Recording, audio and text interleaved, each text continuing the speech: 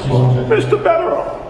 Thank you, Judge. Honestly, go fuck yourself, sir. You don't say that, okay? You don't lose a trial where a jury acquits someone and finds them overwhelmingly not guilty and say, I gave my sincere obligation to look into this, and I'm telling you all I saw when she's guilty. Again, respectfully, go fuck yourself. Is that a fair characterization of what you said? Your Honor.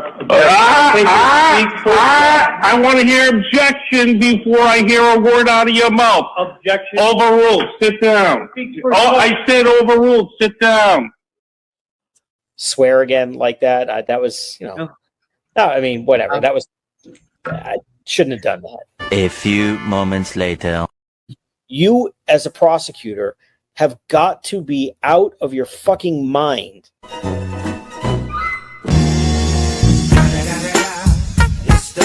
Nose. Dude, Jimmy, look at those ears. The ears don't bother me as much. No, I don't trust a man. I don't trust a man with a lobe like that. No, really, not a fucking chance. The mouth is butthole to me. Very thin, paper thin. The nose. Oh, the nose.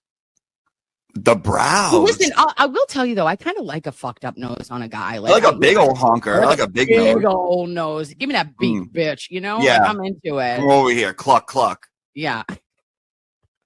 I see some chickens that went moving on up in my biz, cluck cluck. Just you gotta be with the kids, the kids, the kids, the kids, the kids, kids.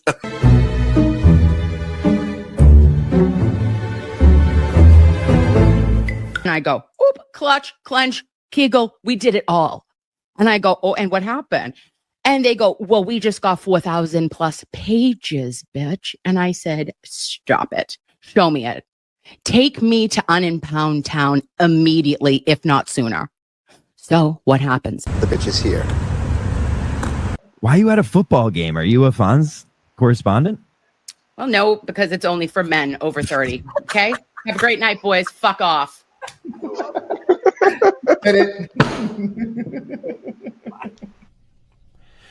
It's been 1 week since you looked at me. Hey, Blues Clues, motherfucker.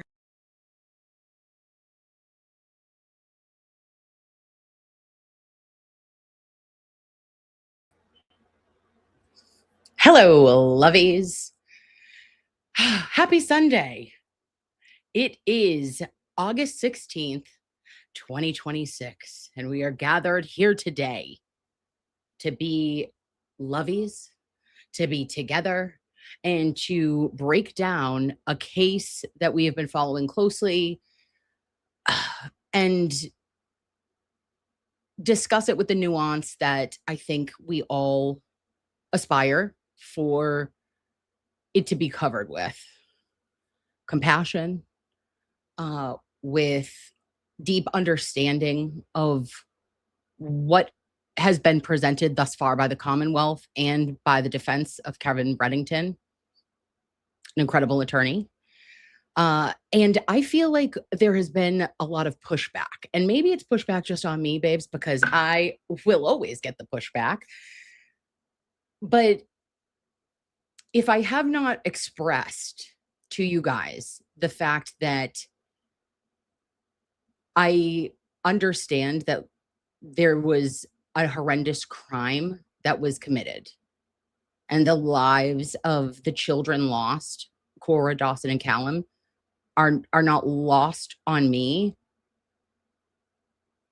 and that justice for them and justice for Patrick and the Clancy family and Lindsay's family, it's all enmeshed into what the outcome will be.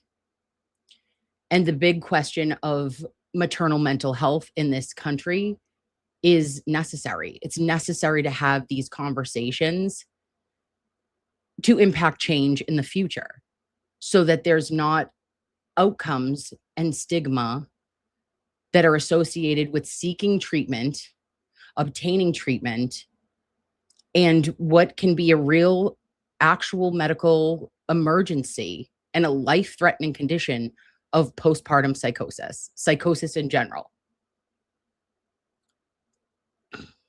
And so we put on a lot of hats when trying to discuss this. And my goal is always to be as delicate to the facts of the case for all, you know? And it's like people on Twitter are just like, they're the worst. Oh, it's so gross. But I want to go over something I posted and brought out the trolls, man. Like brought them out. They were under a bridge. And then they came to my page. And I was like, please find your way back to the bridge. Because you're putting words into my mouth that I did not say. So shutteth the fuck up before you come at me. Thank you. How are you? Nanksha says, K-Shred is outstanding. He sure is. And Mullins Law, thank you so much for being here. Interested in your thoughts on LC, Nurse Kim. Absolutely. We're going to get into it. Kimmy says, Twitter is horrible and so is TikTok. TikTok has drank like a conspiracy Kool-Aid, I'm hearing. I don't know. It's not on my algorithm. I'm currently in farm animals and cooking, which I'm like, I love it, but I'm not participating in cooking or farm animals at this time. And of course, Anna Parksky says, thank you for this live. Absolutely, babe. So I wanted to start off, we're going to do like key recap points from Friday. And that's difficult, but we're going to go through it. We're going to cover also a physician who did a 20-minute video that I said, oh, thank you. Maybe if a man says it, the trolls shall find their way to the bridge where they belong. Because I'm like, what the fuck? I mean, like, it's simple. To me, it seems like we live in a gray zone. You know this, babes. Like every situation in life is somewhere in a shade of gray. Nothing is black and white. And if you show compassion, you're a monster. If you if you're stoic and you don't think that there is any excuse for what occurred, you're the right person. And it's like, I by the law, by the letter of the law in our Commonwealth of Massachusetts, you must follow a specific elements that have to be met, right? For mental defect. So let's listen to this doctor, because Dr. Shah is going to break it down in 20 minutes, and we're going to do a little commentary. He makes it simple, and he doesn't have ADHD, I don't think, because he gets it to the point. So let's watch it with him. Hi, Dr. Shah. How are you? Tell me everything. And he's going to tell us about mass law too. If you don't follow him, let me do this. He's Neil K. Shah, and he says the LindsayClancy trial has a twist nobody on TV is explaining, and that's why we're on YouTube, babe. He's got 219,000 views. That a boy. But everything that he says, I was like, I think I tried to say that, but maybe he's more concise. Let's go. Starting at 3 minutes. One case called Commonwealth versus McCool. Picture two doors. The defense only has to go through one of them. Door one, at the time, did she lack the ability to understand what she was doing was wrong? Door two, even if she did understand it, that it was wrong, did she lack the ability to stop herself? So door one is about knowing. Door two is about controlling, and they're totally separate questions. Almost every news story covers door one, but very few mention that door two exists. And I think door two is a big deal because most of America threw it out before. 40-something years ago, back in 1981, John Hinckley shot President Ronald Reagan. In 1982, a jury found him not guilty by reason of insanity. The entire country was absolutely furious. 2 years later, Congress passed a law that deleted door two from all federal cases. A wave of states copied it within about 2 years. 4 states, Kansas, Montana, Idaho, and Utah, completely.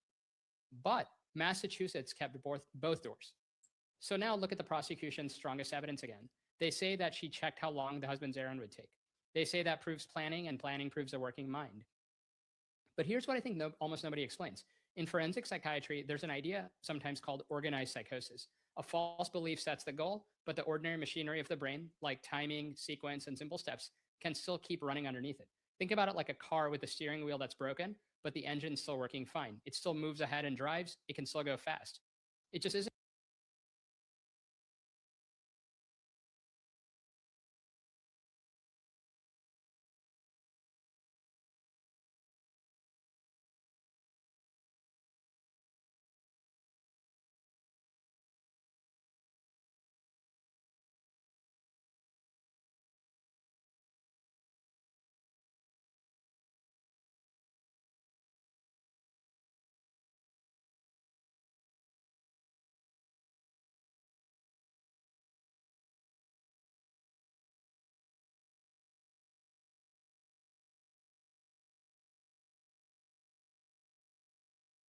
Sorry, babes, I'm muted. I meant I was sorry, I was talking to you.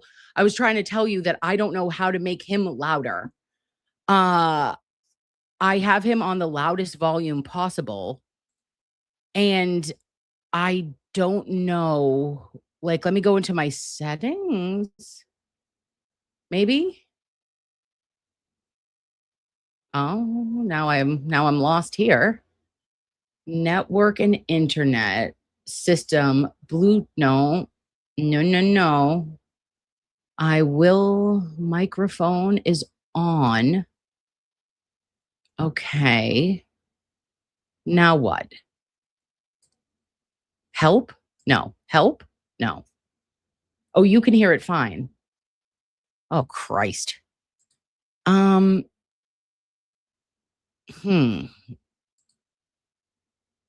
I just have him the loudest that it possibly can be. Let me just try one more time. Let me see. Maybe it's in the system sound. Here we go. Here we go. We found an area that says sound. Speakers. Okay, it's at 100%. Input. Why doesn't it do both? Okay, wait a minute. What? All sounds, all devices. Fucked if I know. Speakers. That's where it lives. No. No. Don't allow. Audio, don't allow. Oh, shit. All right, guys. I'm clicking out of there. How do I... Earbuds are our friend. You could hear him just fine. Okay, it's all good. We can adjust. I'm going to shut up. You listen to him, okay? Going where a healthy mind would want it to go. So being able to just organize 20 minutes doesn't prove she could stop herself. It's a different legal question Massachusetts law asks both. That's the first thing the coverage is missing.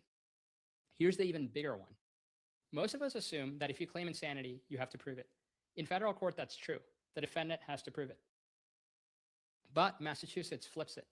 Once a defense shows enough evidence to raise a real question about mental illness, the burden of proof moves to the prosecution. The state then has to prove that she was in control beyond a reasonable doubt. Think about how hard that is. They have to prove beyond a reasonable doubt what was happening inside a person's mind during a moment that nobody witnessed. Hi, just me. I'm going to be low sounding right now, so I'm not killing your eardrums. How crazy is that? You have to prove something beyond a reasonable doubt that was going on in someone else's mind. Doc, shut up. I love it. That's so true. Now let me fix two things that almost everybody believes. First belief, people think that the insanity defense is a loophole that accused criminals use all the time. It isn't. In a major 8-state study by Callahan and colleagues, it was raised in about 1% of felony cases, and it succeeded in about a quarter of those. So that's roughly 1 in 400 cases. Second belief, being found not guilty by reason of insanity doesn't mean you go home. It just doesn't. In Massachusetts, that verdict sends you to a locked psychiatric hospital. There's an evaluation period, then a 6-month order, then renewable 1-year orders. You get out only if a court decides you're no longer mentally ill and you're no longer dangerous. There's no end date. Research has found that people found not guilty in this way are often locked up as long as or even longer than people who are convicted the regular way.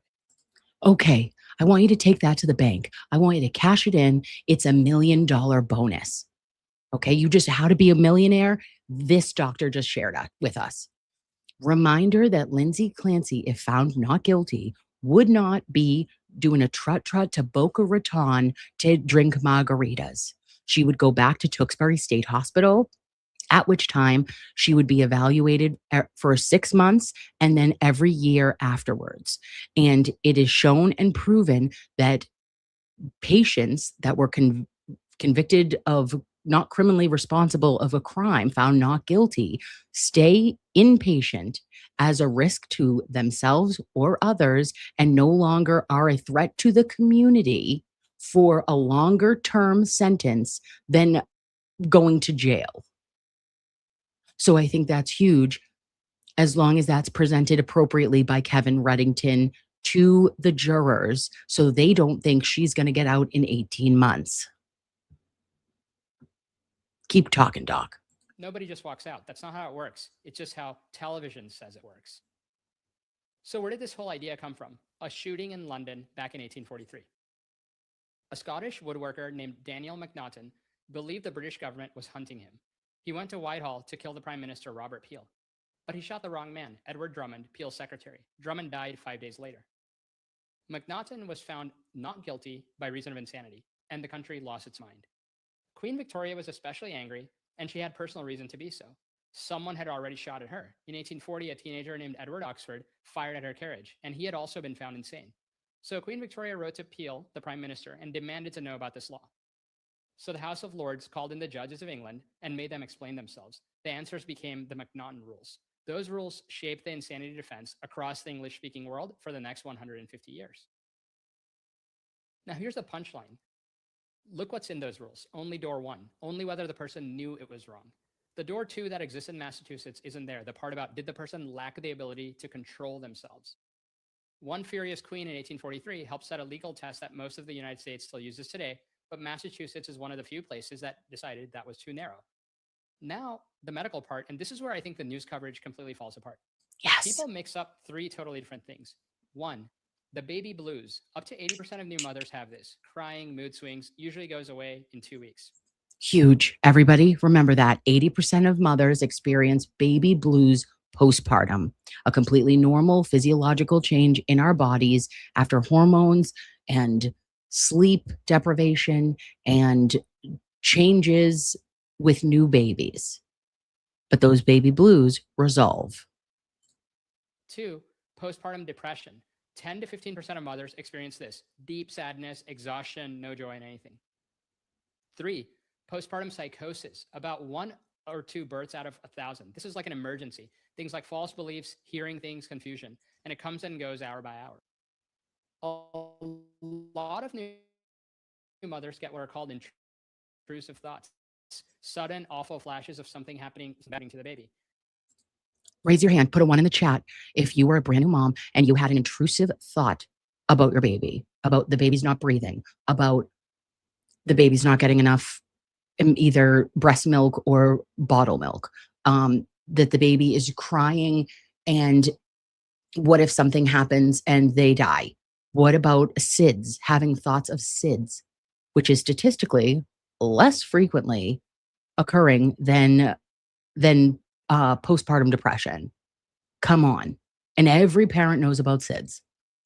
And the key part is normally those thoughts horrify the mother. They feel totally foreign, like they're not even her own thoughts. Mothers who have them usually work extra hard to keep the baby safe because the thought scares them so much. That's the common version, and it's often treatable. It does not mean she's dangerous. But in a psychotic episode, something can completely flip. The thought stops feeling foreign and starts feeling true. She stops fighting it.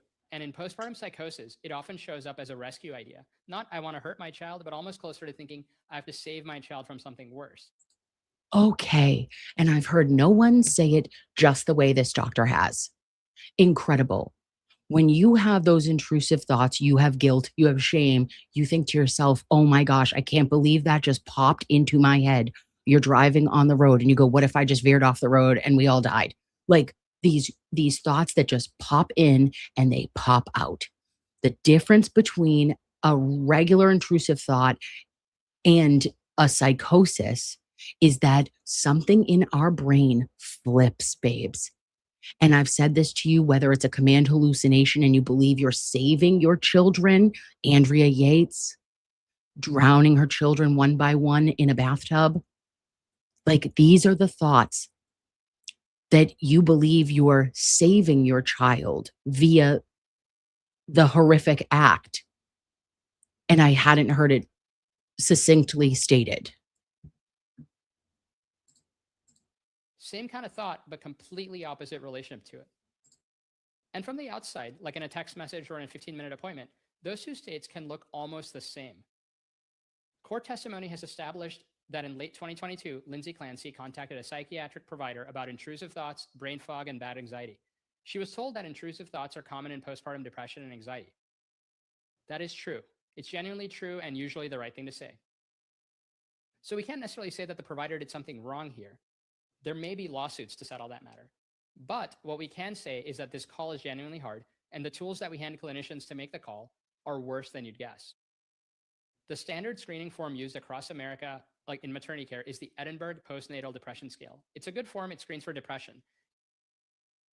It does not screen for psychosis, and it does not screen for bipolar disorder. That last one matters enormously because postpartum psychosis is closely tied to bipolar disorder. A landmark 2001 study by Jones and Craddock found something really startling. Among women with bipolar disorder who also had a close relative who had postpartum psychosis, the risk of them having it was about 74%. Think about how high that is. So a woman can fill out her form, pass that test honestly, and still be sitting on the single biggest known risk factor for an illness that nobody has screened her for.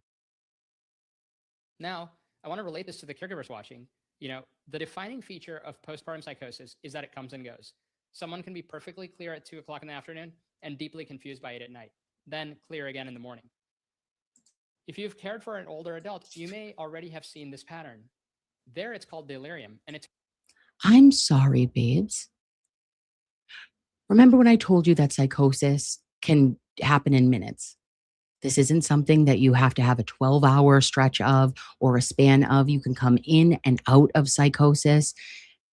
And this doctor, Dr. Shaw, is relating in our brains to elderly sundowners. You ever see the elderly get confused when it's a certain time of the evening? When the sun goes down, we call it sundowning. Or when there's a full moon and there is an effect in psychiatric wards and in Alzheimer's units. This is incredible information. And he lets us know that this is a transient finding and it does not have to have a set block. Thank you, doctor.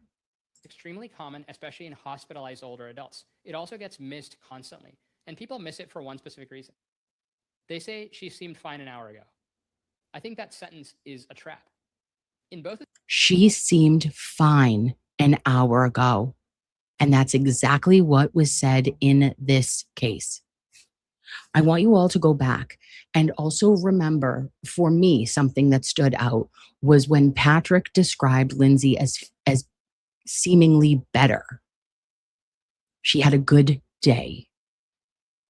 And for anyone with history of either psychiatric diagnoses with yourself, your family, or as a caregiver, you know that sometimes a decompensation is happening right in front of you with the presentation of feeling better. Remember, you do not typically have the strength, energy, or plan when you are in your lowest bouts of depression. When you cannot get out of bed, you cannot unalive yourself. You don't have the strength to. It is when you are on your way up that you are at the highest risk. these conditions, the good hours are not proof that the person is okay. The coming and going is the illness. Being normal part of the time is a symptom, but it's not reassurance. So here's what to actually do. And it works for a new mother and for an 80-year-old facing delirium. Don't just judge by one moment. Write things down over several days and write down the time. If someone is sharp in the morning and confused at night, that swing is what to report to the doctor. Not just the good hours, not just the bad hours, but the on and off pattern. And if someone tells you about a thought that frightens them, the most important question isn't what the thought was, it's whether it still frightens them. When a person stops being scared of a thought like that, get help immediately. That is the greatest moment of risk. Huge, huge. Ding, ding, ding, ding, ding, ding.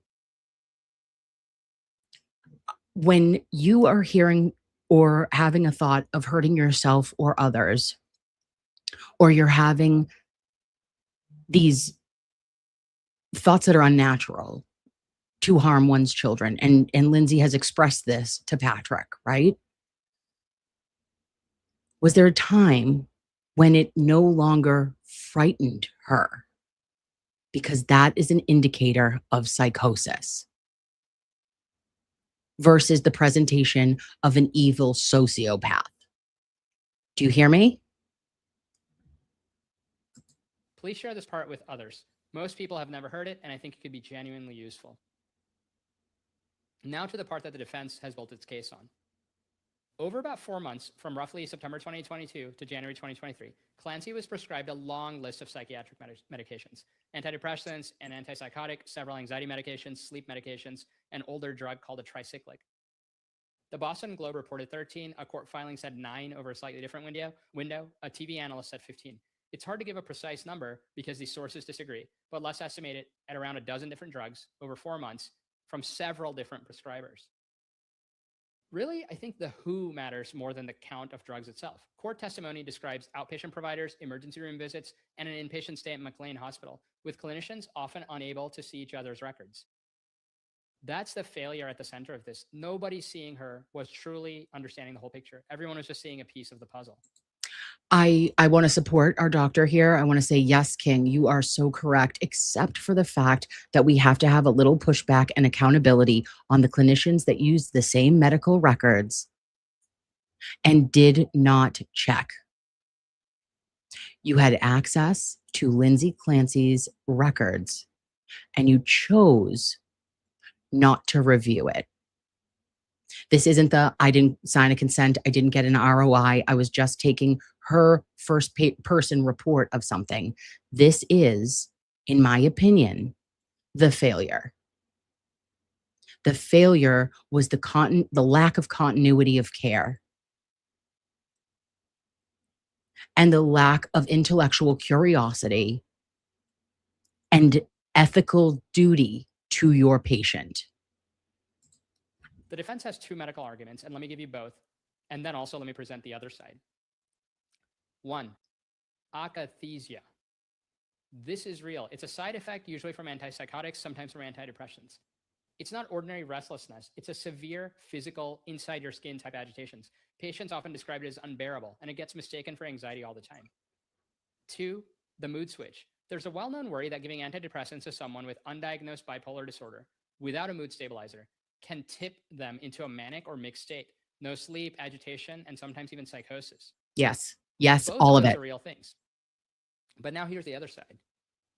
The link between akathisia and violence is weaker than the internet claims. A 2021 review by Kalniunas and colleagues looked at whether akathisia is linked to suicide behavior. They found only 4 usable studies. 2 showed a weak link, 2 didn't even support it. Their conclusion was that it can't be reliably linked. If the suicide link is that shaky, then the violence towards others link, which rests mostly on individual case reports, is even shakier.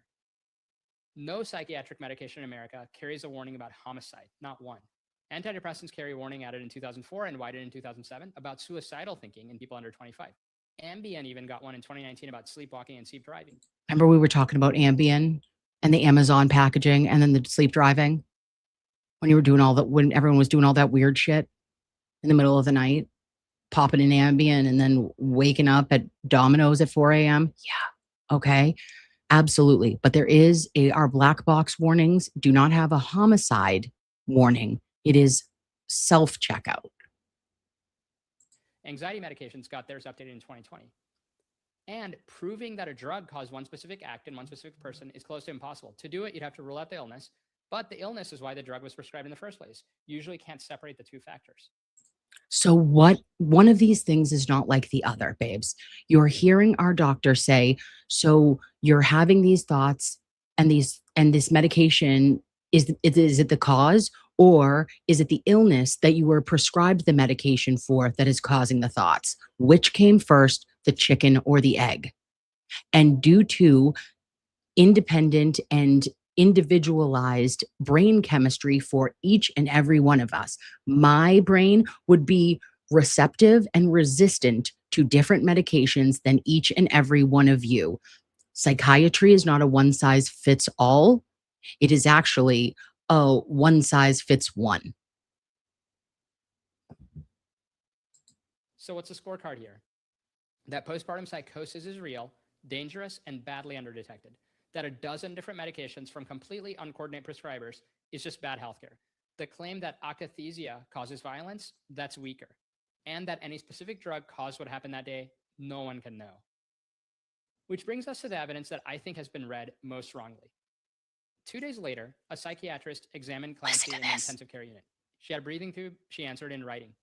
The exam reportedly found her alert, thinking in a straight line with no obvious signs of active psychosis.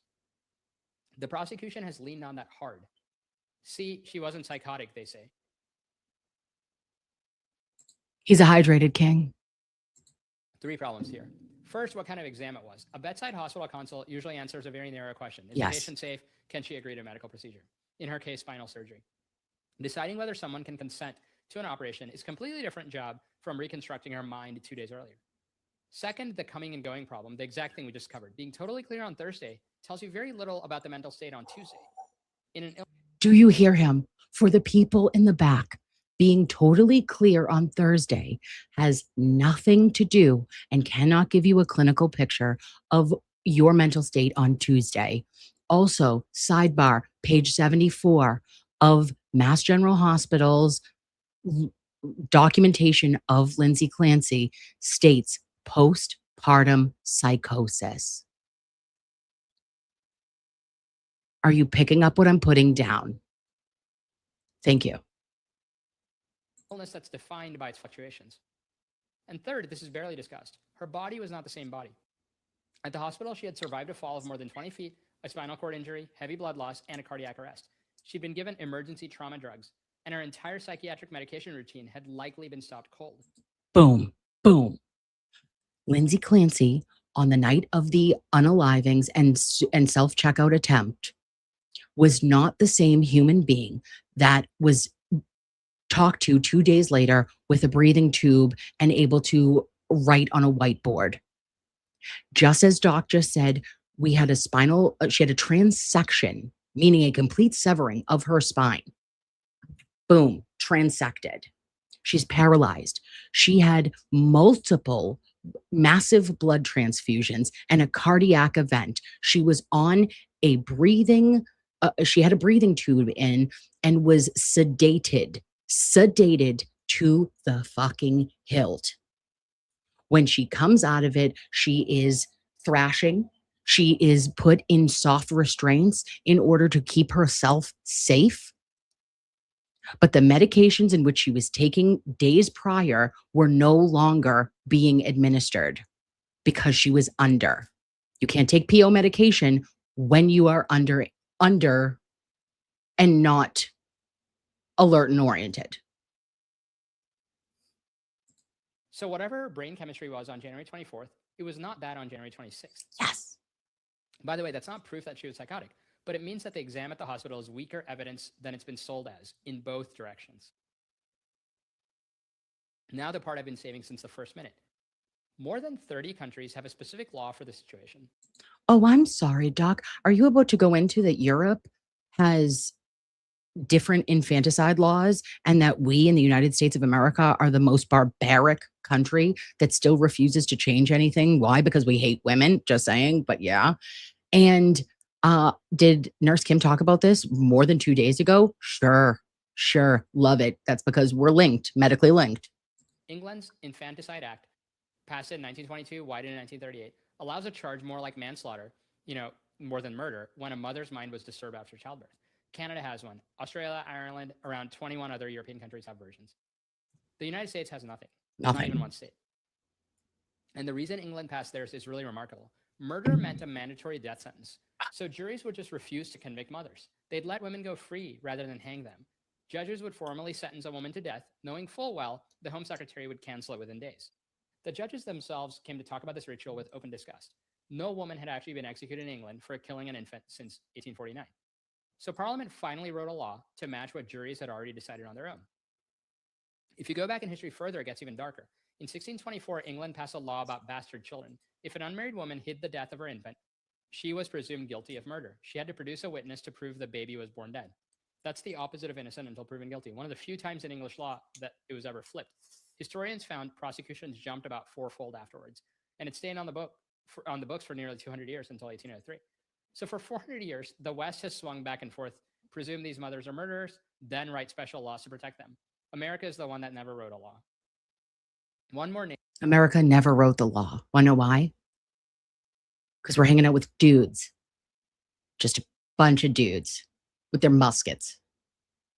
Because he deserves it. In 1858, a French doctor named Louis Victor Marseille wrote one of the first medical books devoted specifically to mental illness after childbirth. The International Society for Maternal Mental Health is named after him today. We've known this was an illness for more than a century and a half, which makes where we are now harder to defend. Yes. In the UK, France, and Australia, a mother in severe crisis after birth usually goes to a special unit where she and her baby are treated together. Do you hear that? Do you hear that? A mother and a baby in Europe are taken together if she's in a severe mental crisis and she's not separated from her child. That is not how it is in our country. You are stripped from your child.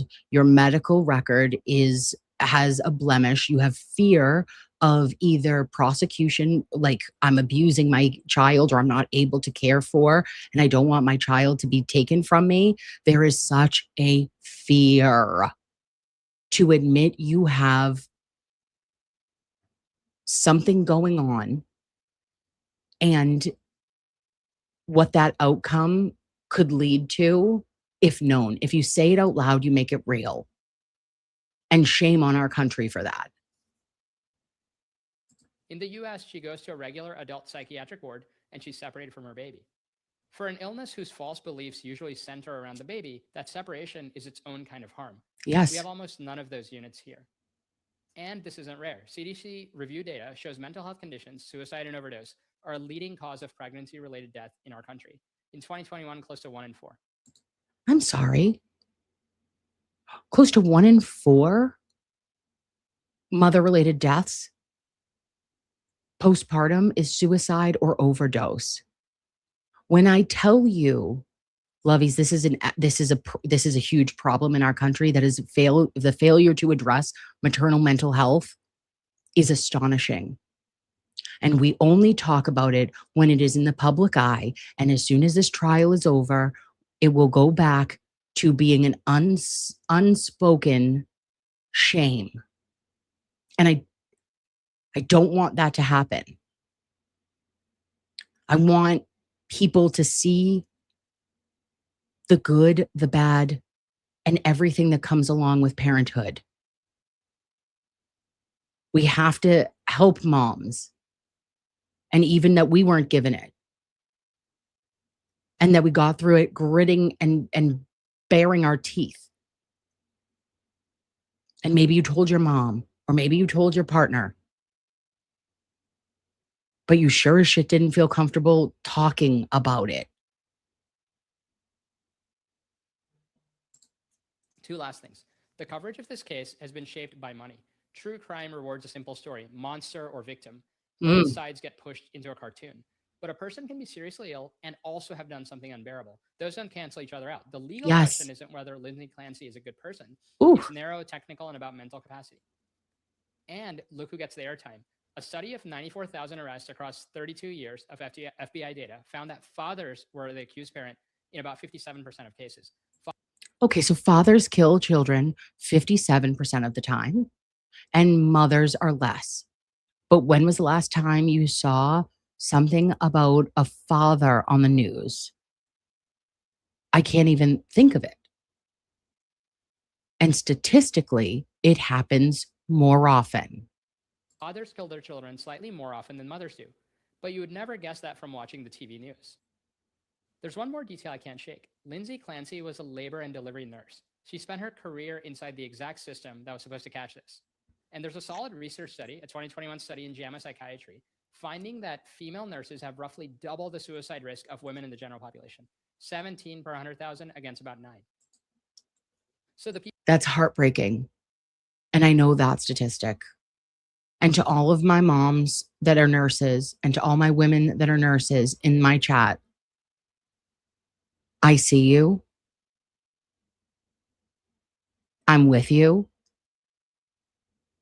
And if you need help, please call 988. Or in the maternal mental health hotline is running at the bottom of this stream. Like, that's staggering. And I know that there are certain professions. There are police officers and medical professionals, but nurses specifically have double the risk of self-checkout in our country in comparison to others. That's significant. People who care for us most closely during our worst health moments are statistically amongst the least likely to be helped themselves.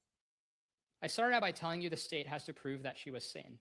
So picture that, a woman who spent years walking other mothers through their hardest hours of their lives, sending a message to say something was wrong in her head, and being told correctly and kindly that this is common. And then the system that told her that had no way to see the whole chart, no form that screened for what she actually had, and nowhere to send her that would have actually kept her safe. Whatever that jury decides, that part isn't going to be in dispute. If you know someone out there that is struggling, please remember 988. Call or text anytime.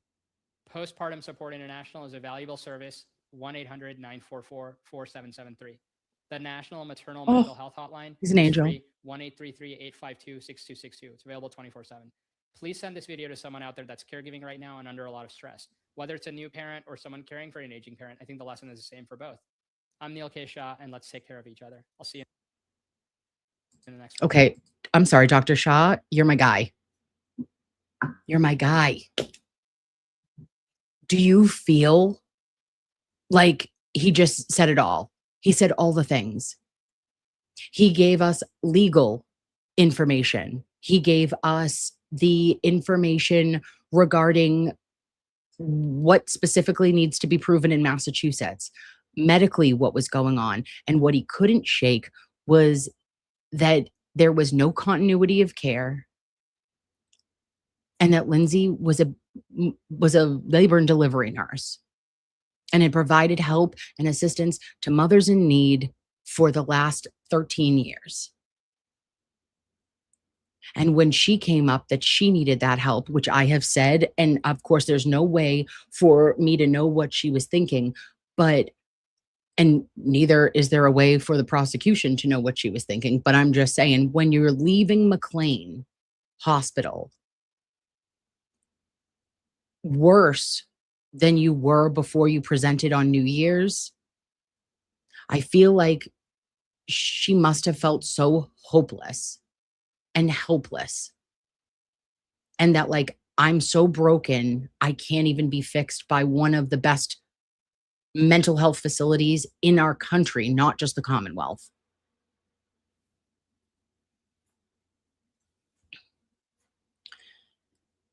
And I think he just hit so many really huge points. He works at Johns Hopkins. Somebody asked in the chat who he was. He's a Johns Hopkins physician and researcher. And I think he was very leveled, like emotion out of it, and just really hitting us with the facts, where our laws come from, and what can be proven and what he's not seeing being proven by the Commonwealth in this case at this time, I believe. Oh my gosh. And Kiwi says, Real Nurse Kim, I sent this clip about psychosis to Kay Reddington from this video yesterday. I mean, I was like, it was very important. And a lot of people have seen it, so that's good. Okay. So sorry that was really low, guys, but you know, I did my damnedest on that. Now let's go to, I want to just pull up, How do I do this? Where do you live? Downloads. Nope. Here we go. I hope this is loud. Follow that same process Thank you, with Christ. core Clancy. Yes. And creates an emotional reaction. Okay. Hi. Everybody switch your earbuds because now we're about to get into big mouth zone. So at, I don't know, what minute is this? 45 minutes in, take your earbuds out or turn the volume down because now I can be regular volumed and this is going to be loud. Oh, well, I guess I could make it softer. Oh, please. I won't try to murk your ears. Maybe that'll be better. All right, we're starting right here. And this is Courtroom Insider. Follow them. They do really good clips.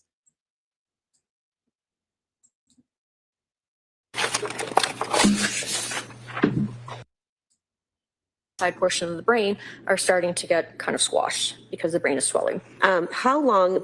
We're not going to go. This is only going to be 30 seconds of this. I just want you to see Dr. Renee Stonebridge, incredible, brilliant mind. She is. You'll remember her from the Karen Reed trial and her describing the cranial injuries of Officer John O'Keefe.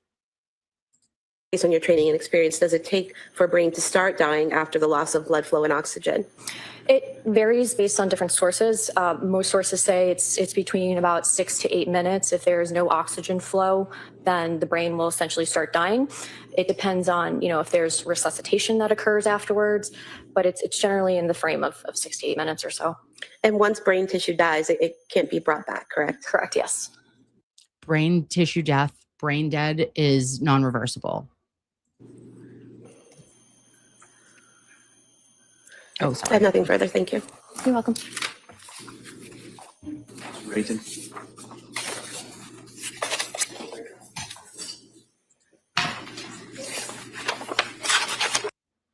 And Mr. Reddington just shakes his head like he has nothing. All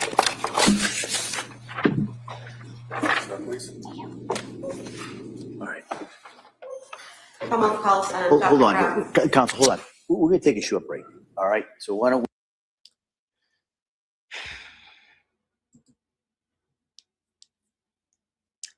So that is hard. And you're going to hear Lindsay wailing and crying. And it's difficult. It's difficult to hear the facts. It's difficult to hear the details, which we didn't listen to. I can only imagine. And to anyone like Hoops McGann or whatever their name is on Twitter that said that she deserves to relive this every single day, I guarantee you, Hoops, that she does. And that she will, for the rest of her natural life, relive and hear and replay every detail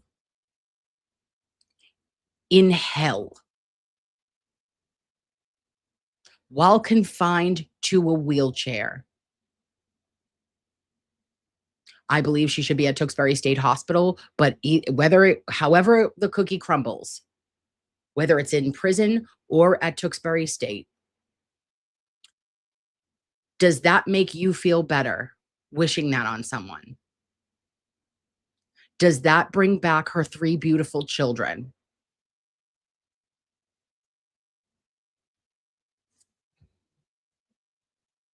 And the callous nature of bucking Bo. What the buck? Prosecutor Buckingham just being like, next witness. And it's like, the judge is like, Judge Sullivan's like, wait a second. Hold, please. Pump the brakes. This will be a very short break. Come out. We'll come right back. Okay? Court, all right. Jurors, close the notebooks. This one, chairs, please. This way.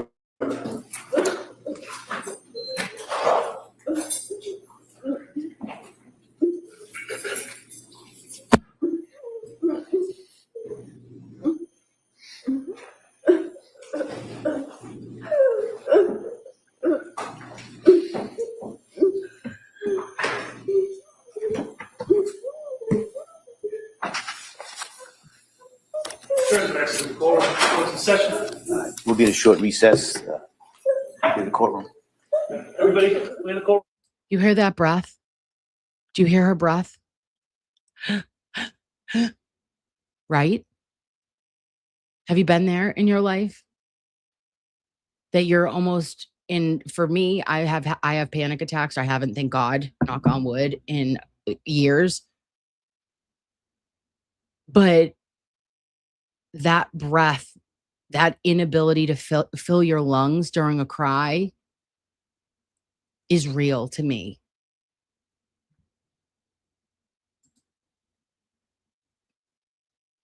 All right. Well, members of the jury, I just kind of want to revisit an instruction that I've given you a couple times, I think, during the course of this trial. It's important to understand and remember that sometimes there's evidence that's presented in the trial that creates an emotional reaction. But as jurors who have taken an oath to follow the law, I'm instructing you that the law says you must separate any emotional reaction on your part from the informational value and weight that the evidence produces.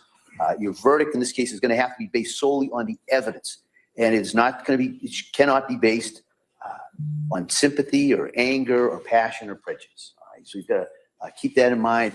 And so with this, we're going to go to the next witness.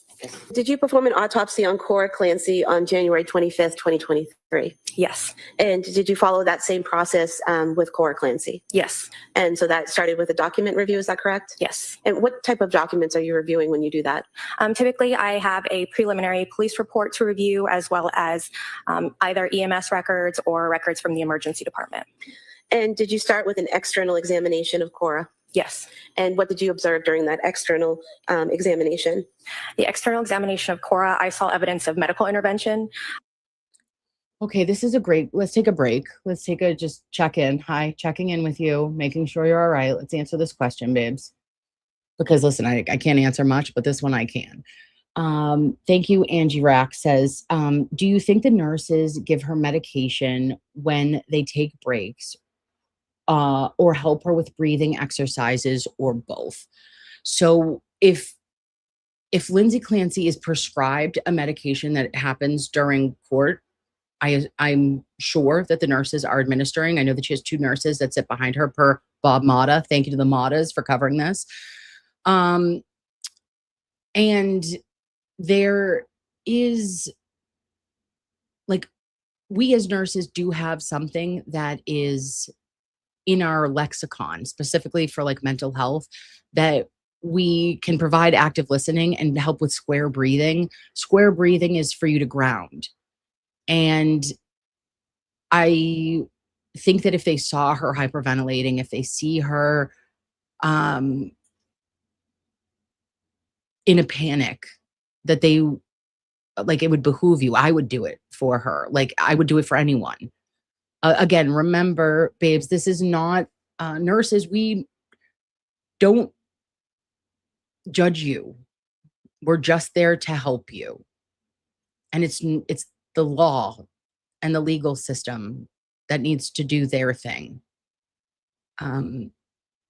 It's my job to make sure that I try to leave you better than I found you. And I try to ease your discomfort and pain. And I hope that if there's breakdowns like this and those breaks that are able to be taken, the comfort of Mr. Reddington and either medication, a PRN med, or an ability to complete breathing exercises would be appropriate, in my opinion. She was intubated, had various EKG pads and defibrillator pads on her body. She also had a catheter. No. So for Cora, no, can't do it. Sorry, guys. I'm just gonna get it. We're going to take a break this time, all right? All right. Jury, close your notebooks. Place some other chairs, please. Let's wait for you.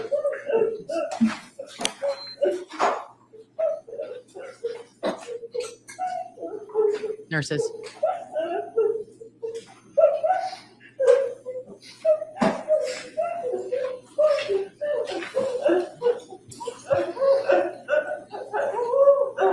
No.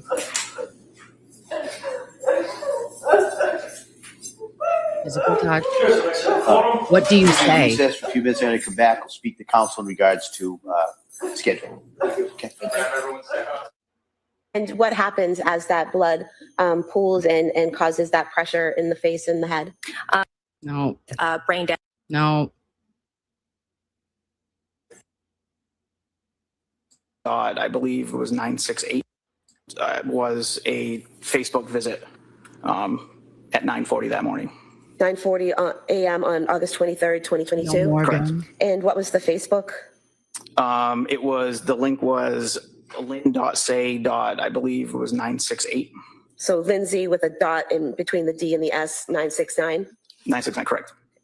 And after the visit to the Lindsay.969 Facebook page, what happened next? There was a search in Spotify music for the singer Tom Hall. What time was that at? It was shortly after. Is your memory exhausted? Yes. Do you have your report with I do. you, with permission? So a Facebook login, Spicy Misty. That was at 9:42.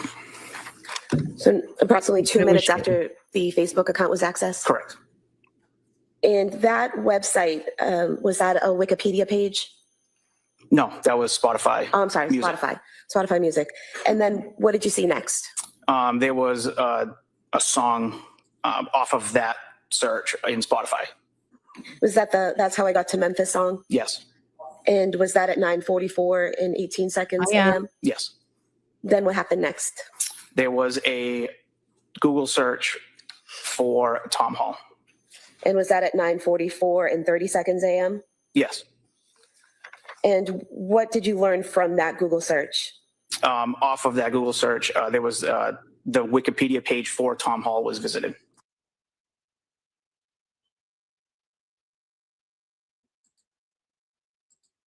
Are you aware that there were any searches from Lindsay Clancy or Patrick Clancy on ways to kill? You ever heard that?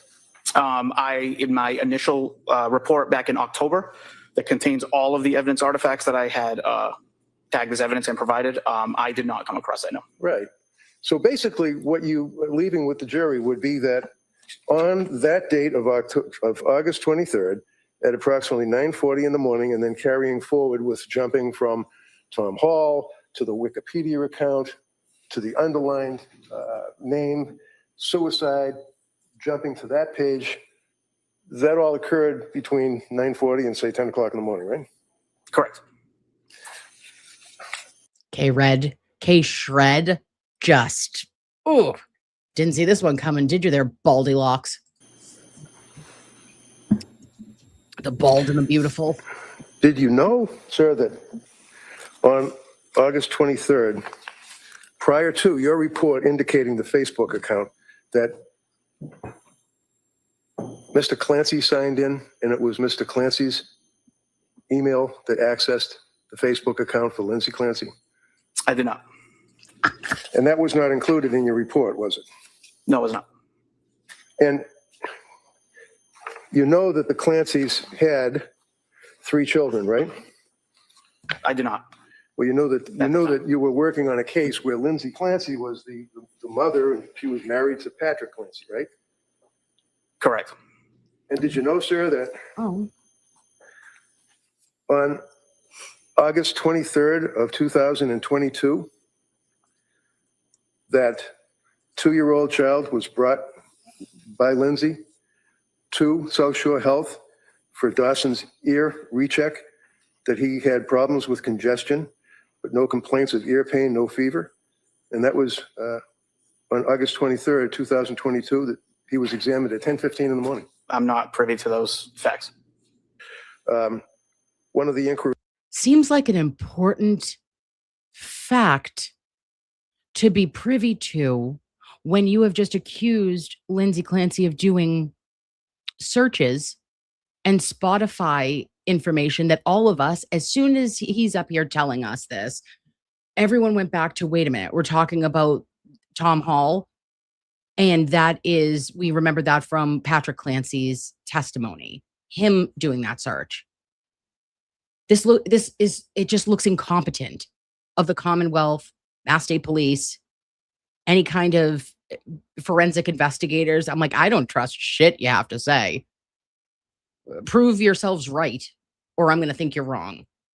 Thank you, B. Crumbs, for gifting 10 non-consensual Nurse Kim memberships that not a soul asked for. I appreciate you. Of the Google searches was what to do when a psychiatrist overprescribed, right? Yes. Searches for medications, right? Yes. Including Lamictal, right? Correct. Can bipolar disorder be temporary, right? Yes. Can benzos reveal bipolar disorder, right? Yes. How long are detox programs, right? Yes. What is DBT? I'm just saying that's a search. I don't know. Oh, yeah. I had to look that one up too. Okay. Lamictal versus Zoloft. It says Zolafy, but I would suggest it would be Zoloft. That was a search, right? Yes, correct. What is mania? It was a search, right? Yes. Ketamine for benzo withdrawal. January 18th of 2023 was a search, right? Yes. Ketamine therapy on January 18th of 2023, correct? Yes. Now, you know, maybe not personally, but you know Steve Verino, who's also a gentleman who does what you do with computers and laptops and stuff, right? Yes. Why is he my favorite boomer that ever lived? And also, why am I a millennial that identifies as a boomer? Because I get everything that he says. Oh. Now, you've worked on cases, and you know Steve, you recognize him right here, right? Yes. You know that Steve was working with me and Lindsay on accessing information from cell phones and computers, and he actually, through me, reached out about a month ago to the DA's office and raised some questions, correct? I'm not privy to that. Oh, well, the DA reached out to you about a month ago and asked you to revisit your investigation, and as a result of that, you created another report, didn't you? I did. And that would just be on July 26th of 26, right? Yes. And that was after the DA reached out to you, but didn't tell you it was because we had questions that Mr. Verino asked me to find out about, right? Yes, I was not privy to that. So as a result of dealing with the DA in July 26th of 26, you then prepared your report, and the purpose of that report was to find out more details, if you could, pertaining to the, quote, methods of suicide page, right? Correct. And in your July 26th report, you then went into detail about your findings, correct? Yes. Also, why in Christ? Can we talk about something? All right, I need to get this off my chest. Can we not have to do updated reports? Like, what is happening that on trials that I cover, that like Judson B. Welsher, Man Shannon is like redoing his report. Now we've got this, you know, Mr. Clean lookalike, Proctor adjacent, uncomfortable for me, up here being like, yeah, I was asked by the DA to make changes to a report the week before trial or the week of trial, and to maybe do some investigating. Got something for you. It's just for you. Stop it. And we would agree that particular webpage was not a search for methods of suicide. It was actually the Tom Hall and the music, right? That is correct. And then the URL shows access to Lindsay's Facebook profile, correct? You accessed and found out that Lindsay's Facebook profile was a web visit. Right. Yes, correct. But you don't know that it was Lindsay that was actually using that computer to search for Tom Hall, right? I don't know who was sitting behind that. You don't know that Patrick Clancy plays the guitar, do you? I do not. You don't know that Patrick Clancy is a music aficionado, right? I do not. You don't know that Patrick Clancy enjoyed Tom Hall music, do you? I do not know that. Oh, well, what the fuck do you know?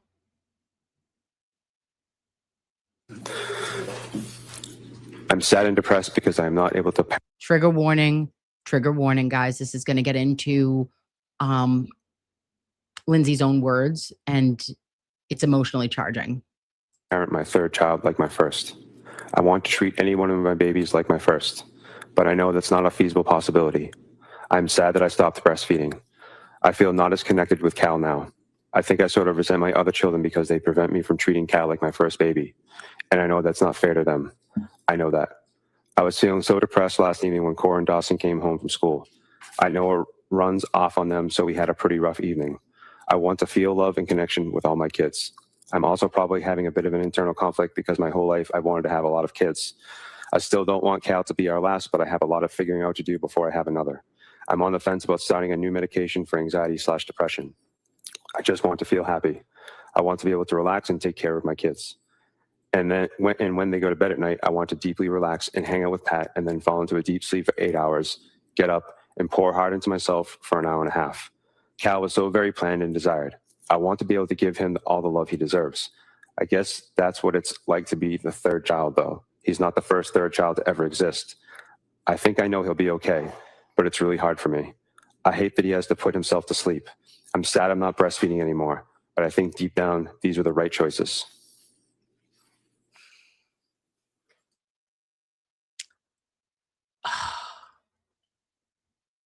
Like, I don't know, that hits me in my uterus. And I find it honest. I find it vulnerable. I can tell you guys that when I had Olivia 10 months after I had Mia, my girls are born the same year. And like, I understand that struggle of going from 1 to 2. I don't know what it's like to have a third child. I don't have 3. But feeling guilt that Mia only got 10 months with me, feeling guilt because I was exhausted because Liv was up all night and slept all day, and Mia had a regular circadian rhythm and would be up all day and sleep all night. Like a desire to sleep for 8 hours, writing that, like I feel that in my soul. Wanting to connect with your husband. I feel like her documenting that she wanted to have more children, but she had to get her shit together is real. This is just so tragic. And then like having to let your baby cry it out. Callan's like, what, 6 months old? You gotta cry it out. I can't go up there every single time. You have guilt over that. You have guilt when the kids come home from daycare and your bandwidth is not there. You don't have it. You've been pouring from an empty cup. And I feel like for a lot of us, nobody pours like back into a mother. But it's harder and harder and harder to keep masking and pretending everything is all right. And then you lose patience. And then you have guilt. And as the cycle continues. And on top of it, you're dealing with a postpartum depression that I believe turned into a postpartum psychosis.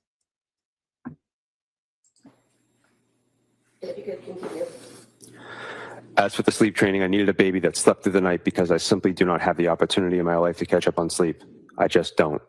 If there was a time for me to nap every day, then that may not have been the case, but there really isn't. When Cal naps, I have to take care of Cora and Dawson. That's just how it is. It feels cruel to me that we did not do that to Cal, but the reality is we did what we had to do. I guess I also feel slightly traumatized by the sleep training, but that feeling was only really present when I was severely sleep deprived and paranoid. I know what we did was the right thing and okay. As for the breastfeeding, it kind of goes hand in hand with the sleep training. Once he started sleeping most of the night, it was then a daily struggle to keep up my milk supply. I was having to take a ton of supplements and constantly think about eating and drinking enough to keep the supply up. And then I was having to think about pumping extra to keep it up. And that was really hard to do with Cora and Dawson. Be kinder than necessary. Hey, babe. I'm sorry that you're so stressed out. Want me to take a minute?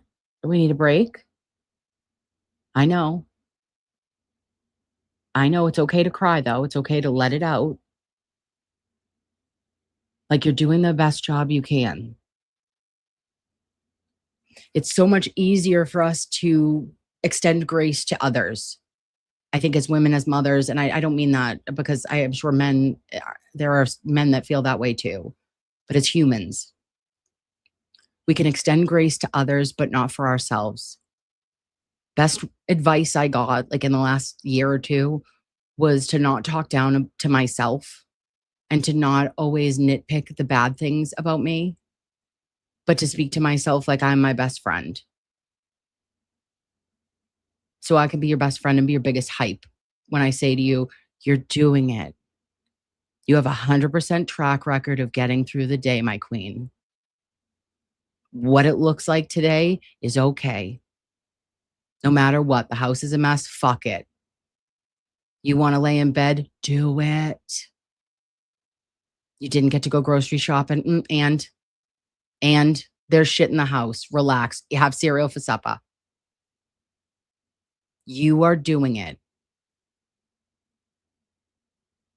Okay?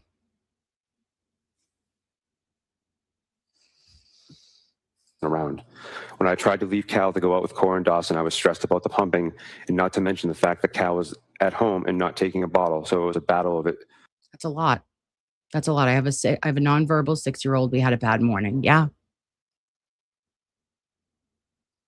And you're going to have a better morning tomorrow morning. Bad days happen. You are pushing through. Right? Don't beat yourself up. Of if I should pump or not. I know I did the right thing because I need to be able to leave Cal with someone and get fed. As much as I don't want to leave him, I need to be able to. I need to be able to be present with my other kids. I still really, really want a 4th child, but I need a really good therapist before then. I'm on the fence about starting a new med or not. I want to feel happy, but it would be nice to feel authentically happy and not fake. But I need to feel happier than I did last evening because then I was pretty depressed and not enjoying any of my children. How about I'd like to feel? That's profound for Lindsay to write about. Like, I'd like to actually, like, not pretend I'm happy because I know that you fake it till you make it. And I know that it's like, oh God, I'm just going through the motions. I hear you. But it's like that recognition that, like, I don't know the last time I actually was happy, like real happy. I get you, sister, on that one.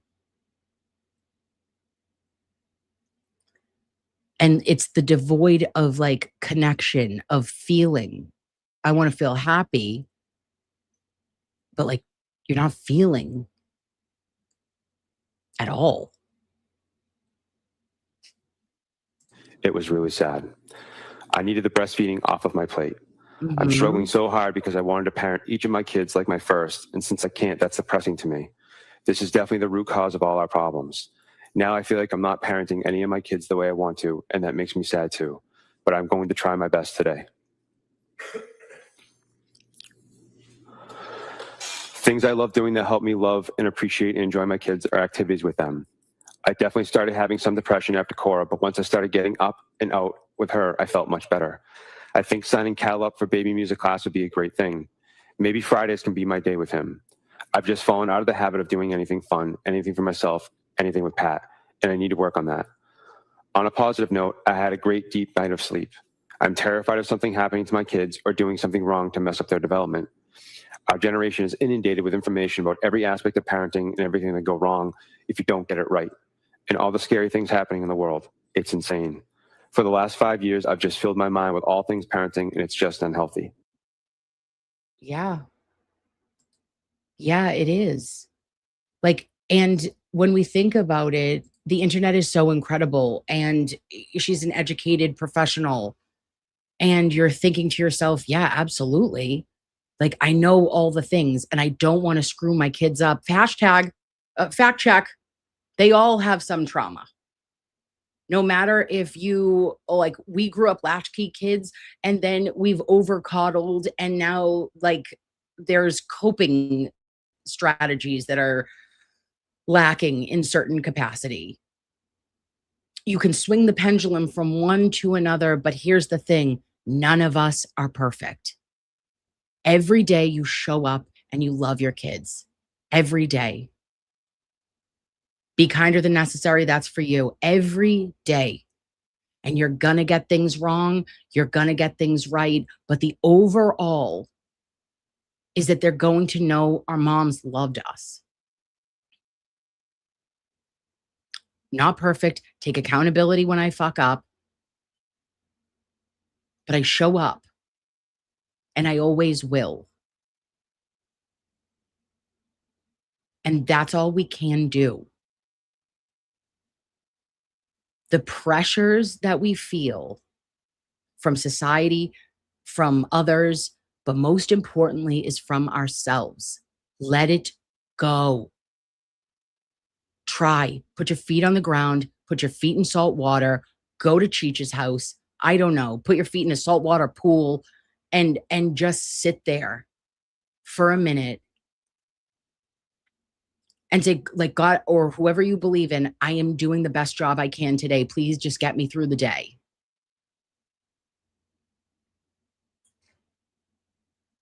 And you're going to get through it. And we'll look back and we'll say, whoa, oh, I'm sorry. We're the most anxiety-ridden fucks that live. Oh, I'm sorry. Was I worried about all these things that in the grand scheme of things didn't matter? Yes. Oh, I flipped out this day. I have guilt about this day. Oh, well, I'm sorry. Maybe if you listened the first 20 fucking times I told you to please pick up the trash that's in your room, bring your water bottles down. No one listens. And then I'm the crazy one. Yeah. It's not just you. You're not in an island of one. We all have feelings that we're fucking it up all the time.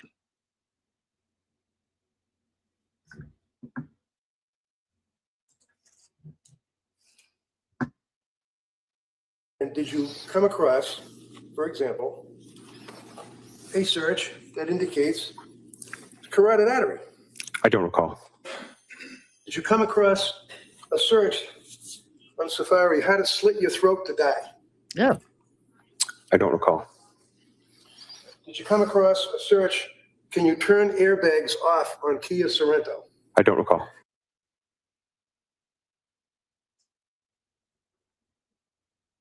Memory that there would be a search on her phone for schizophrenia. So where it says schizophrenia?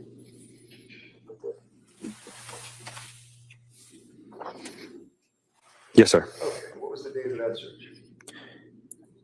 January 19th, 2023, 9:58:01 seconds a.m. Okay, put that right here for a minute.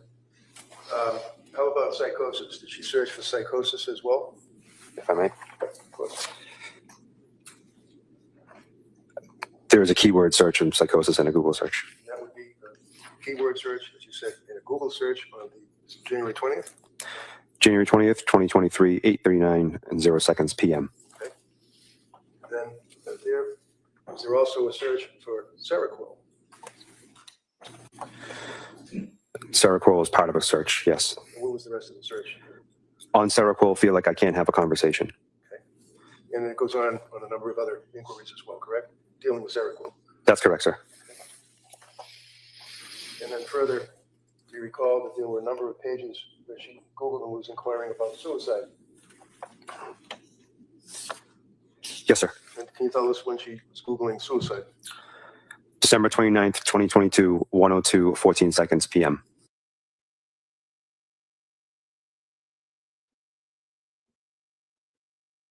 From Patrick to Lindsay, how's it going?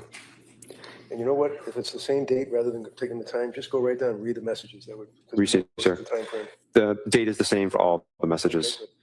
From Patrick to Lindsay, how's it going? Lindsay to Patrick, good. Lindsay to Patrick, okay, her urine looked good, so nothing going wrong with her kidneys, phew.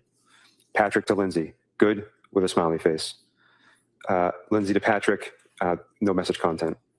Patrick to Lindsay, oh wow. Patrick to Lindsay, you're a good mama. Lindsay to Patrick, smiley face with hearts. Lindsay to Patrick, blank. Patrick to Lindsay, laughed at an image. Lindsay to Patrick, any chance you want to do takeout from 3V, period, period, period. I didn't cook anything, period, period, period. It's been a long day, smiley face. Patrick to Lindsay, yeah, smiley face.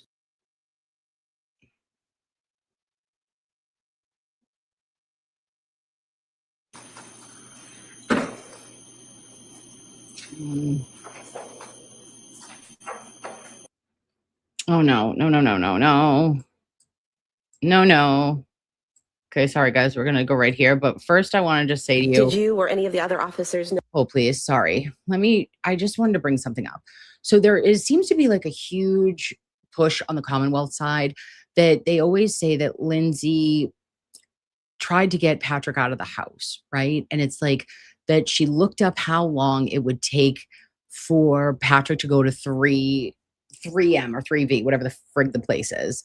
And I don't know about that. She got a Mediterranean Power Bowl. I remember that. Why? I don't know. Weirdo elephant brain. But there is something that I wonder, like, if you're looking up or you're like, I'm in the mood for this, or like, what are you in the mood for?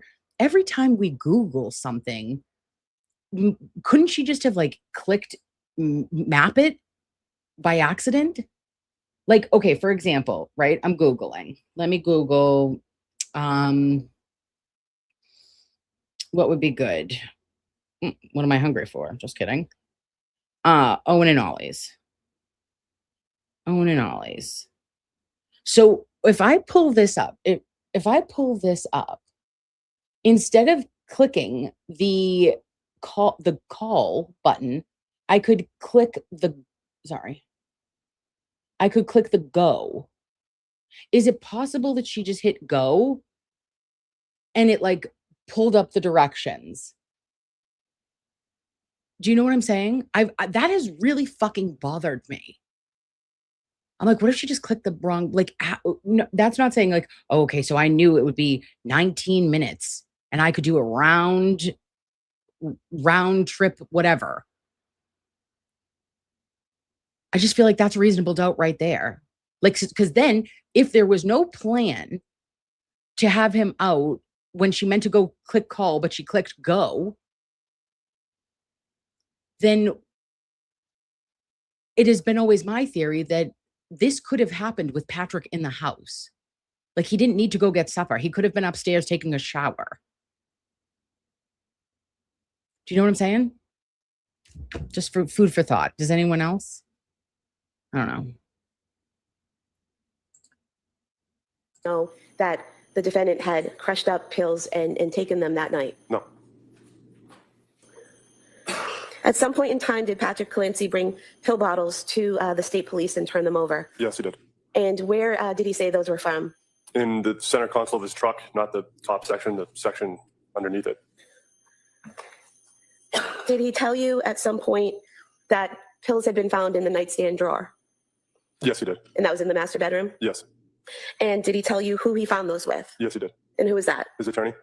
And did he tell you why he gave those pills? Objection. I believe it was me, and I'm not his attorney. That's what, why don't you re-ask it, what it was that Patrick Clancy said? What was it that Patrick Clancy said? Did he give you a name or just say my attorney? He said Kevin Reddington.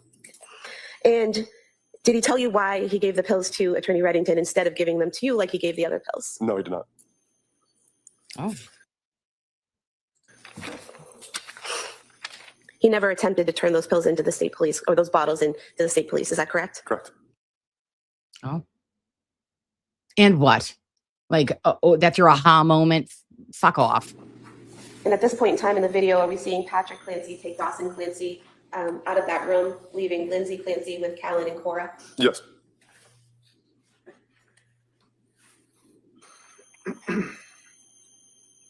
Is that Cora there in the red skirt? Yes.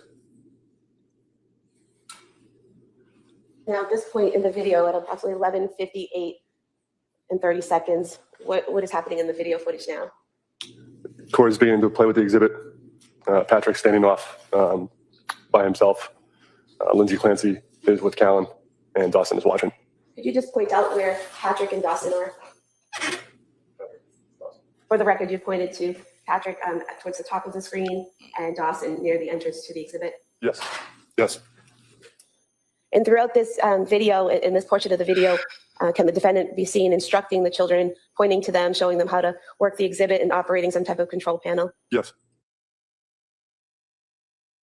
Again, psychosis does not mean it is a transient priest process. I'm struggling with. At this point, Your Honor, we haven't been furnished with exactly who defense is going to be calling as witnesses in their case.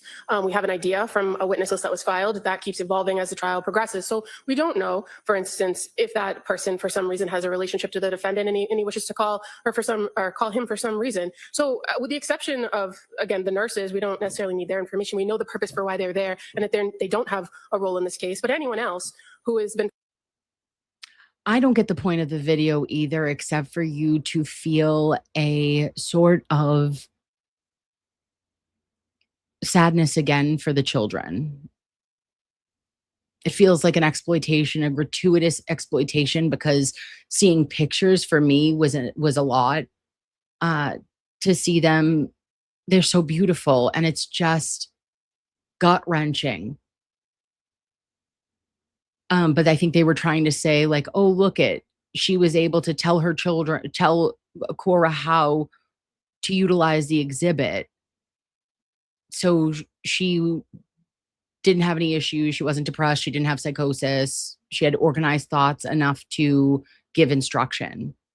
And unfortunately, that's not the case. And it just breaks your heart seeing them in real time, in my opinion. Permitted back there that is outside the medical staff, I would suggest the Commonwealth is entitled to at least know. After that debacle yesterday that we went through with the public... Let's stay focused on... I am staying focused. Well, this is what I'm doing. I guess I'll tell you right now, so I can save you. I'm not ordering the name or address of anyone other than Dr. Zeisel. Can I call him as a witness right now? No, I'm gonna allow that so the Commonwealth can take a look at that record. Nobody else though. And then at some point, if the doctor is called, we may need if we have to address that, we can address it. So I'm going to allow the Commonwealth to have the information regarding Dr. Zeisel, and that's it though. Anyone else who went back there has been admitted pursuant to the appropriate rules of the security department in this case, especially. Bailey B., I 100% agree.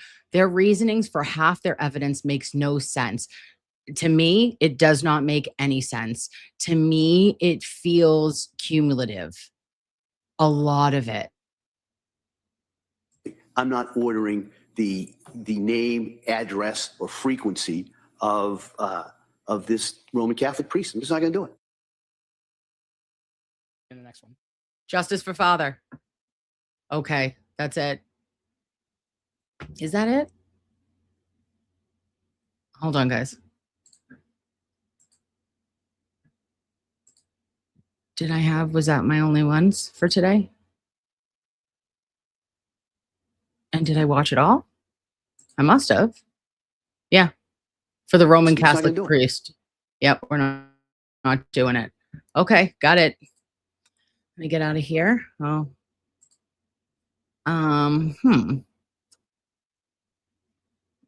Stop sharing, maybe? No? Yes?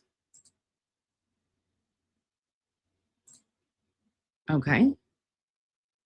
Thank you. All right, how are you? Is everyone okay? It's a lot. And I did want to show you one other thing, because I think that I was misrepresented by the Lollipop Guild of fuckfaces on the World Wide Web. Share screen. Share it. We're doing this. Am I? Yes. Nope. Profile. Here we go. All right, guys. Let me add. Add to stage. Okay. All right. When you see this image,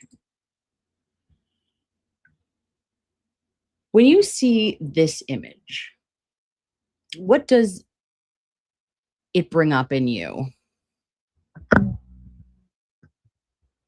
Just wondering. Because there have been a lot of people, I just said that it was powerful. One of my mods, Kelly, posted it, and it feels powerful to me that Lindsay is alone in the middle of the circle with her attorney, Kevin Reddington, comforting her, and all the women around her that are looking on that may have had a postpartum depression, a postpartum anxiety, like myself. Potentially, I've seen other news coverage of or other YouTube videos coming forward of women saying, I had postpartum psychosis. I could have been Lindsay Clancy. And for the conversation is for all of us. That's how I look at it. It's not about like God. It's not about angels. It's not Jesus with Lindsay Clancy. Like people are making it out to be that I'm the worst person who has ever lived because I posted this and that it's weird. I don't think so. What I think is weird is the fact that we're having this trial play out on a global stage the way it fucking has. That I live in a commonwealth that is prosecuting this case the way they are. We're all onlookers.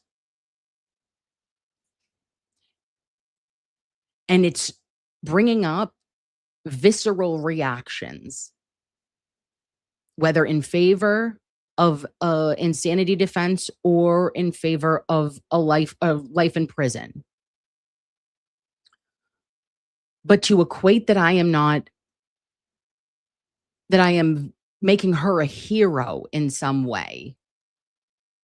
And how dare I not post this with the picture of her children? Like, first and foremost, that is as disrespectful as you could possibly be, because I am aware of the nuance and I am on a cellular level impacted and like devastated for the loss of those children. They deserve to be here.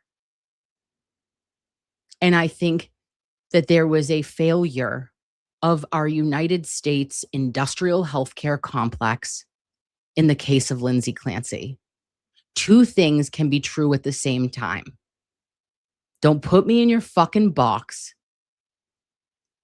And don't say that I don't have compassion or that I don't care about those kids. Because you don't know. And I didn't say Lindsay's a hero. So stop your narratives. And you can think someone's guilty without being a dickhead as well.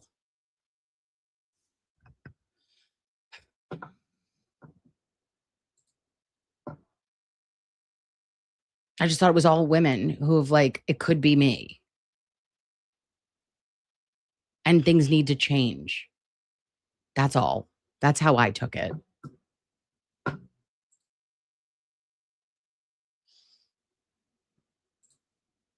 All right.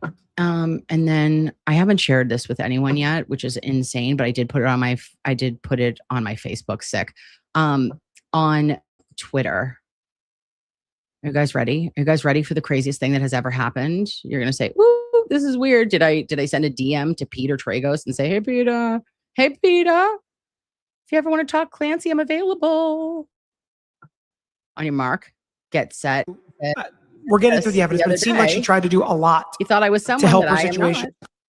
not. Prosecutors do things like that. Nurse of interest. Hope this will help moms not feel alone and or desperate, and there is no shame in their feelings. Say something. MHM or mental health matters. So here's what I'll kind of tack onto this, Nurse Kim, and I appreciate this. So Lindsay Clancy tried to do. We're getting through the evidence, but it seemed like she tried to do a lot to help her situation. Prosecutors do things like that. Nurse of interest. Hope this will help moms not feel alone and or desperate, and there is no shame in their. I am not nurse of interest. I am not her. She is not I. I am not thee. But Peter, you got 30 minutes. Jump on over. Bop over to my house, Peter. I'll send you a link. Okay. Just kidding. I'll go to your whatever works for you, Peter. But check your inbox. I'm probably in another folder. Did I say way too much stuff and probably made it weird? Absolutely. It's an on Kim brand. Yeah. But hey, miss 100% of shots you don't take. So you got to say, want to talk Clancy with me? He'll be like, no, thank you. No, thanks, Kim. All right. So here's the thing. It's now, what is today? Today is Sunday all day. Relax.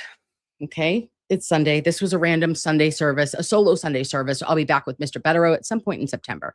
I am going to do, I think, another Sunday service, not maybe next week. And I'm going to continue to go over the Clancy trial, which is resuming tomorrow. Somebody asked me, do I think that the Commonwealth will rest their case tomorrow? I think tomorrow or Tuesday. How much more? How much more could you possibly have? I don't even understand how as many variations of cumulative information we've gotten thus far. Like we've gotten a lot of info that I don't know what the value was, probative versus prejudicial. I don't know. So I think tomorrow or Tuesday would be a wrap, and then probably a week of Lindsay's case. This is heavy. I feel insane, babes. When I tell you that my insides are shaking, like I have been off. I've been so anxious that like I'm trying to keep myself at a normal level. But like if you notice or you think like I'm odd, I don't mean to be. It's just like a lot. And, you know, I have life things and whatnot that's going on too. So there's just a lot that we're processing and we can do it together. If it's too much, I completely understand. But if you want to bear with me through it and just be a space for each other to feel all the feelings, like I'm here. And let me do these because I'm an ass and haven't for the last 2 streams because I forgot. Mullins, nope, that's Muzzolina V. Thank you for sending 30 joules of a flower. And Pretty Fly for a Wi-Fi sent also 30 joules and flowers. And Double Time hit me with a 2 spot of joules and flowers. And oh, Remy, I starred this because it says we don't even give enough for maternity leave. I think that we're talking about, I think this was about time for maternity leave in our country. Like it used to be, I didn't have maternity leave. So I left work when I was going to have Mia. I worked 3 to 11 and I had her the next morning at 10:44 a.m. And then I didn't have short-term disability because I was like 16 and pregnant. Just kidding. I was 23, but it's still like, I felt like I was 16 and pregnant. And I didn't sign up for short-term disability because I was like, ew, give me all my paycheck. And I was back to work in 6 weeks. As soon as I got clearance, medical clearance, I was back to work. I didn't get paid while I was off with her. And the same because I was pregnant so soon. I did sign up for short-term disability, but again, in our United States healthcare industrial complex, which is they say, hey, you can go fuck yourself. I had a pre-existing condition because when I got back to work 6 weeks later, by the time it kicked in the next month, I was pregnant with baby number 2. And I was out on maternity leave the night before. I worked my shift the night before. And then I had a baby and I was back 6 weeks afterwards. I felt unhinged, unglued, unwell because I felt bad that I didn't have enough time. I was stressed to the max because I didn't have money. And on top of it, your body is going bananas. I'm in the shower with hot water because I got like messed up. Oh, I had such a hard time. And then like I swear I like produced a gallon of milk just shooting at the side of the shower. Hot water. Floodgates. I go, oh. I was like, this hurts so bad. It's wild. Our bodies are crazy. Like, I'm sorry. The stitches didn't even hurt. Like, my episiotomy hurt less than my titties. Full of milk. Just painful. Someone said also, one of my girlfriends was like, you didn't put a cabbage leaf? And I was like, no, bitch, I didn't know about a cabbage leaf. I wasn't doing witch doctor shit. I didn't put a dime in a pine tree either. I was just, trying to survive. But yeah, we need better maternity leave. Massachusetts has now, I think, mandated. I don't know because I'm not with bun in oven, but I think like you pay in just to your check. And short-term and long-term disability. My young people, Morgan, hi Morgan, my lovey, get short-term disability from your employer, please and thank you. And to Rebecca, thank you for 900 joules of a duckling. Make way for ducklings. 2 joules and a silver star from my mushroom. And I thank you, Blanca B and Emily C, for coming over after your class. Nurse Kim, can you suggest anything for the bad feelings towards the prosecution for putting Lindsay through such horror, not to mention the jury and the gallery? Oh, no. I can't, but I will tell you, babes, I'm very concerned for the jury. The gallery too, but like you have a chance to leave. And when things get really difficult, you can walk out. The jurors can't. And I like when you go into certain professions, if you're to see the police officers, the first responders respond the way in which they did, medical professionals as well, like you're trying to compartmentalize the best you can, but jurors are just doing their civic duty. They're just normal, regular people.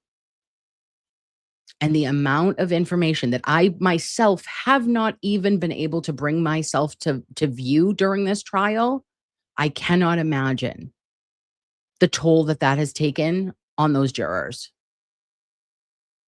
And for what? For what? You could have made your point all without it all.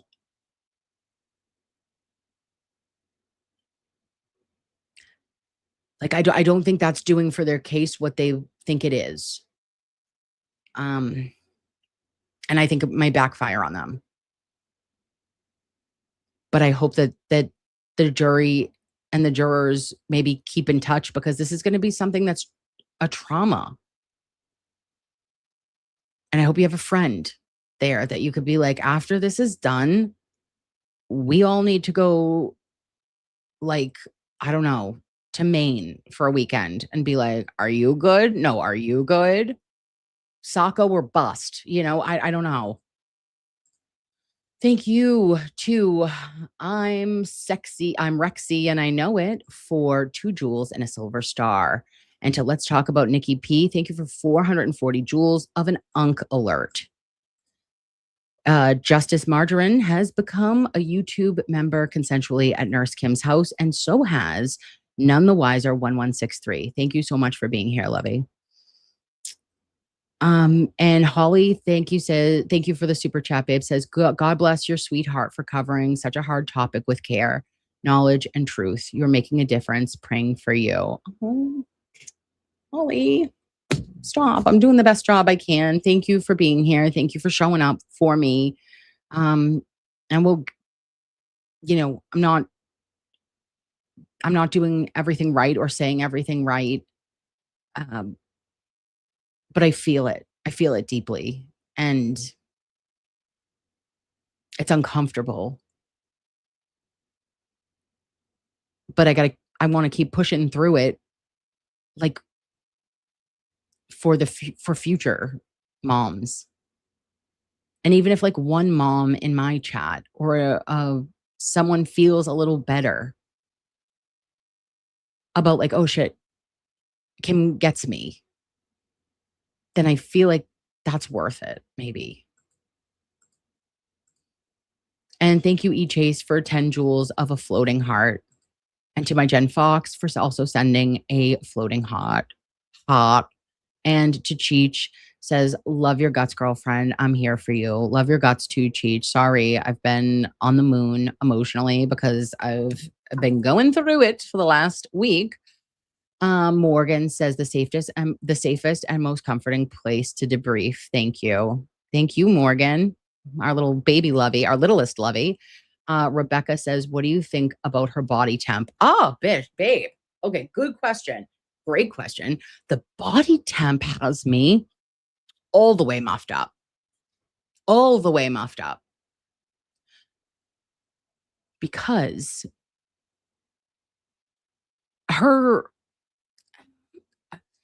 listen, the only way that that's possible is if she had hemorrhaged, which she did, right? You got to remember she had between 100 and 300 cc's in each pleural cavity. She did code as soon as she got to Mass General. So South Shore just screwed the pooch, okay? Well, we know that. South Shore, figure it out. You're level 2 trauma. You should probably get some remedial training because you're the worst.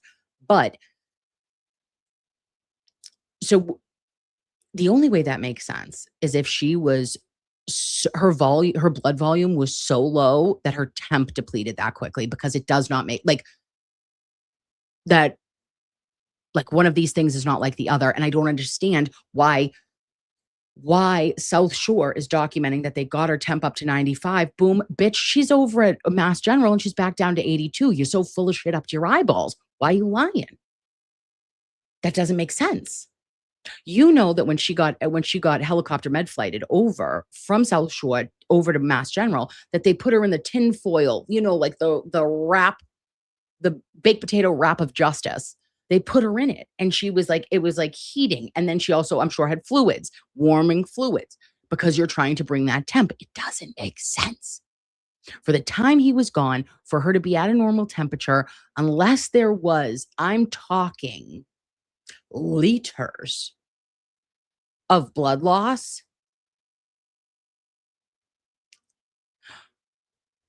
it could be possible. But what's not possible is that she got warmed up to 95 and then was back down to 82. Zero. Zilch, no chance. Medical marvel, not true. Hashtag facts matter, anatomy and physiology. Thank you, Lovey. And to my Cassie baby, thank you so much. Says, try to ground yourself, Kim. Put your feet in the grass, close your eyes, face the sun, and just be where you are. It helps when my mind is here and there and everywhere. Take some time for you to decompress. Yes, and I'm not going to cry. Look, I could cry at a drop of a dime. I know. All of us, let's do that. All of us, let's do that today. It's sunny out. It's nice. It's not humid. Put a pair of shorts on, an Under Armour sweatshirt, and just sit. And actually, I think I know that it's like a saying to be like, oh, just go touch some grass. But for reals, it kind of helps me. Like to have your actual toesies on the grass. I'm like, oh. Like I feel one with the earth. I'm like, oh, mother, hello, Mother Earth. I feel like Captain Planet when I do that shit. And LMP69, thank you so much, babe, says, for NK and chat for a little soul healing, I highly recommend to go listen to How's the Heart by Nightwish, a song about empathy. Will do. Thanks, babe. Thank you so much. And Serenity RPH says, thank you for your valuable insight, Kim. Thank you for hanging out with me. And finally, last but not least, my Karen Goldberg, who I was at Walmart this morning when she texted me and said, bitch, I'm going and doing a show. And I was like, absolutely, of course she is. And will I be home in time? No. Want to know why? Because I barely made it in time for myself to get on the screen. But are we going to do a collaboration and talk about mothers and postpartum and depression and mental health? Yeah. Yep. It's necessary. Thank you for becoming a new member at my house. I love your faces. I'll talk to you soon. Be good to yourselves. Be good to each other. Reconvene my house tomorrow after work. All right? Love your faces. Bye.